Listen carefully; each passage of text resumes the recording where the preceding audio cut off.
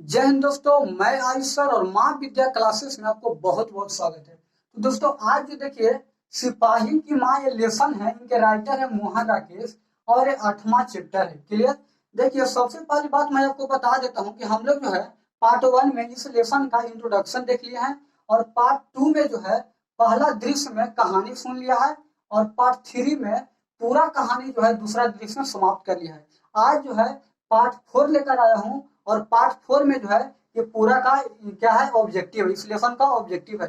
मैं आपको बता दूं, अगर आप पार्ट 1, पार्ट 2, पार्ट 3 को नहीं देखे हैं तो आप पार्ट 4 को मत देखिए, क्योंकि अगर आप पार्ट 2 और पार्ट 3 देख लेते हैं तो उसमें कहानी सुनाया गया है और अगर आप कहानी को सुन लेते हैं बढ़िया से तो आपको जो ऑब्जेक्टिव है याद करने की जरूरत नहीं आएगी। ठीक है। और मैं आपको बता दूं इस लेसन से सिपाही के माँ की ये लेसन जो है चैप्टर नंबर 8 है। इस लेसन से अगर आप ये पार्ट 2 और पार्ट 3 कहानी सुन लेते हैं और ये ऑब्जेक्टिव का क्लास कर लेते हैं तो आपसे जो इस लेसन से एक भी ऑब्जेक्टिव जो है नहीं छूटेगा। ठीक है। देखिए ऑब्जेक्टिव मैं स्टार्ट करता हूँ। देखिए सुनिएगा, यहाँ से क्वेश्चन आएगा कि सिपाही की माँ है, इनके लेखक कौन है? तो मोहन राकेश। सिपाही की माँ के लेखक कौन है? मोहन राकेश। ये पूरा जो है मैं आपको जो पार्ट 2 और पार्ट 3 में कहानी में सुना दिया हूँ और अगर आपको नहीं पता तो जाकर आप देख लीजिएगा। क्लियर। देखिएगा और यहाँ देखिए मोहन राकेश कौन सा एकांकी, और मैं आपको जो है कहानी में ये भी बता दिया हूँ कि सिपाही के माँ जो है कहानी है, नाटक है, क्या है वो एकांकी है। क्या है? एकांकी है। ठीक है। और आपसे जो है एग्जाम में 2023 में अगर आप क्लास 12 का एग्जाम दीजिएगा तो आपसे पूछेगा तो आप क्या मारेगा? एकांकी मारेगा। क्लियर। देखिए मोहन राकेश जो है, मोहन राकेश कौन सा एकांकी लिखे हैं? तो सिपाही की माँ। कौन लिखे हैं? सिपाही की माँ। क्लियर। अब देखिए सिपाही की माँ क्या है? तो एकांकी है। मैं आपको बताएंगे हूँ सिपाही की माँ क्या है, तो एकांकी है। आगे सुनिएगा, मोहन राकेश किस शताब्दी के प्रमुख हस्ताक्षर थे? मोहन राकेश थे वो किस शताब्दी के प्रमुख हस्ताक्षर थे? देखिए मैं आपको कहानी में पढ़ाया था और इसके बारे में इंट्रोडक्शन भी दिया था कि मोहन राकेश जो है 20वीं शताब्दी के प्रमुख हस्ताक्षर थे। यहाँ आंसर क्या हो जाएगा? 20वीं शताब्दी। क्लियर।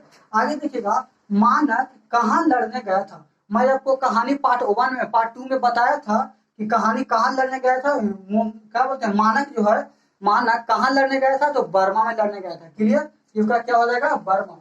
मानक कहाँ लड़ने गया था? तो बर्मा में लड़ने गया था। क्लियर। अब देखिए बिस्नी के बेटे तथा बेटी का क्या नाम था? बिस्नी के बेटे हैं, उनके बेटी का क्या नाम था? देखिए सबसे इधर देख लीजिए, अगर आप नए हैं तो इधर देख लीजिए।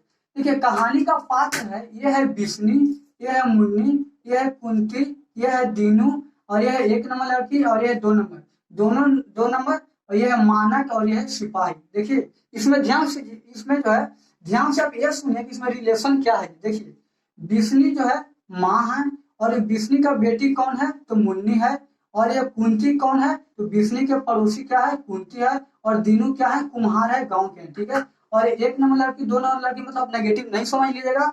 ये जो है दोनों लड़की जो रंगून से भाग कर आई थी। एक नाम है, एक का नाम है 1 नंबर, एक का नाम है 2 नंबर लड़की। ठीक है। और एक मानक, मानक कौन है? तो बिस्नी के बेटा कौन है? तो मानक है। और सिपाही तो आप लोग भली भांति जानते ही होंगे। ठीक है।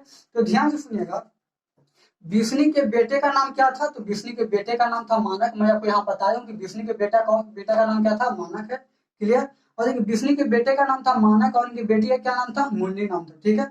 और ध्यान दीजिएगा, मुन्नी की सहेली का नाम क्या था? आपसे जो है ऑब्जेक्टिव में क्वेश्चन पूछा जाएगा, आपसे ऑब्जेक्टिव में यह क्वेश्चन पूछा जाएगा, दे देगा कि मुन्नी की सहेली का नाम क्या था। आपसे जो इसम दे देगा, चारों तीनों ऑप्शन में रहेगा और एक उसमें से क्वेश्चन ऐसे पूछेगा कि मुन्नी की सहेली इनमें से कौन नहीं है। ध्यान सुनिएगा, आपसे क्वेश्चन ऐसे पूछेगा कि मुन्नी की सहेली जो है इनमें से कौन नहीं है, तो आपको जो है ये तीनों याद रहेगा, तभी आप जो है कौन नहीं है उसको आप पकड़ पाइएगा। ठीक है। तो यहाँ क्वेश्चन है कि मुन्नी की सहेली का नाम क्या था? तो पहला नाम है धन्नो, दूसरा नाम है तारो और तीसरा क्या नाम है? बंतो। ठीक है। आप इसे याद कर लीजिएगा। आगे देखिए, दोनों लड़की कहाँ से भाग कर आई थी? मैं आपको कहानी ने पार्ट 3 में बता ही दिया हूँ कि दोनों लड़की कहाँ से भाग कर आई थी? तो रंगून से भाग कर आई थी। ठीक है। तो अगर देखिए मैं आपको बता दिया हूँ, बार बार मैं आपसे बोलता हूँ कि अगर आप पार्ट 2 और पार्ट 3 नहीं देखे हैं तो प्लीज आप इसे मत देखिएगा। अगर आप पार्ट 2 पार्ट 3 देख लें तो आप इसे देख लीजिएगा। और मैं आपसे वादा करता हूँ कि अगर आप पार्ट 2 और पार्ट 3 देख लेते हैं तो आपसे जो है पूरा ऑब्जेक्टिव जो याद करने की जरूरत नहीं होगी। आपसे कहानी अगर आप पार्ट 2 और पार्ट 3 का देखेगा तो आपसे जो ऐसे ही याद हो जाएगा। ठीक है। देखिए दोनों लड़की कहाँ से भाग कर आई थी? तो रंगून से भाग कर आई थी। कहाँ से? रंगून से। मैं आपको कहानी में सुना दिया हूँ। क्या देखिए बिजली के पड़ोसी कौन थी, मैं आपको यहाँ रिलेशन बताया था कि बिजली के पड़ोसी का नाम क्या था, कुंती। ठीक है, यहाँ क्या होगा, बिजली के पड़ोसी कौन थी, तो कुंती थी। बिजली के पड़ोसी कौन थी, कुंती। ठीक है, और यहाँ देखिए कोलकाता से बर्मा जो है किस में बैठकर जाया जाता था, मैं आपको कहानी में पढ़ाया था कि कोलकाता से जब लोग बर्मा जाते हैं तो पानी वाले जहाज से जाया जाता है। क्लियर, तो कोलकाता से बर्मा किस में बैठकर जाया जाता था, तो पानी वाले जहाज में। ठीक है, अब देखिए सिपाही किनके माँ जो है पागल हो गई थी, किनके माँ पागल हो गई थी, तो सिपाही की माँ। अगर आपको नहीं पता कहानी जो है पार्ट 3 पढ़िएगा, उसमें बताया हूं मैं कहानी में कि सिपाही की माँ जो उसमें क्या हो गई थी, पागल हो गई थी। ठीक है, सिपाही की माँ क्या हो गई थी, पागल हो गई थी।